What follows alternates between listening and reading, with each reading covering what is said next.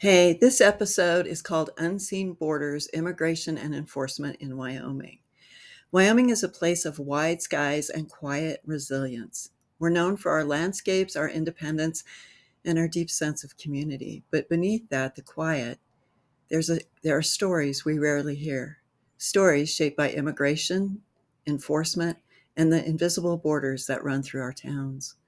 Today, we're exploring what immigration looks like in a state like ours, not through headlines or national debates, but through the lens of lived experience, policy, and the quiet power of belonging.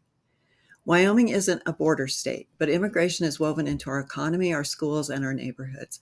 As of 2021, an estimated 3,000 undocumented immigrants live in Wyoming, many working in agriculture, construction, hospitality, and landscaping.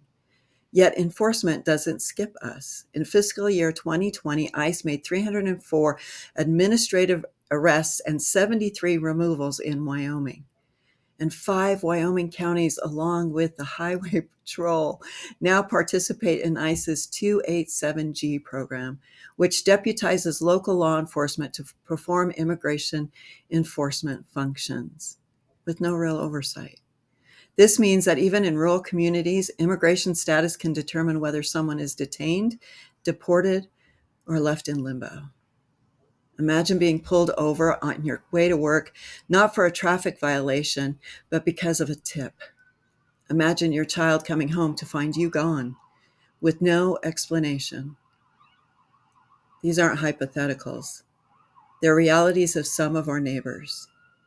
For Teton County, for example, ICE picked up 51 people from the local jail between March and July 2025, a sharp increase from near zero just months earlier. While some counties cooperate fully with ICE, others, like Teton, have faced scrutiny for resisting detainer requests that lack judicial signatures. And yet, there's resilience. Organizations like the Wyoming Immigrant Advocacy Project offer free and low-cost legal services, public education, and systematic advocacy. Less than 40% of Wyoming residents with pending immigration cases have legal representation, one of the lowest rates in the country.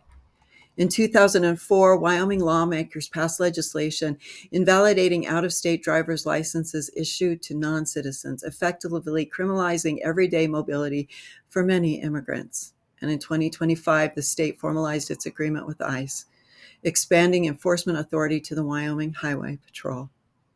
These policies reflect a broader national trend, but they also raise local questions. What happens when immigration enforcement becomes embedded in routine traffic stops? What does safety mean when fear of deportation keeps families from seeking health care or reporting abuse? And that's real. Advocates across the Mountain West are pushing for change, better legal access, clearer protocols, and more humane treatment. And they're asking all of us to pay attention. Immigration isn't just a border issue, it's a human issue. And in Wyoming, it's happening quietly every day. So I invite you to reflect. Who's missing from your story of Wyoming?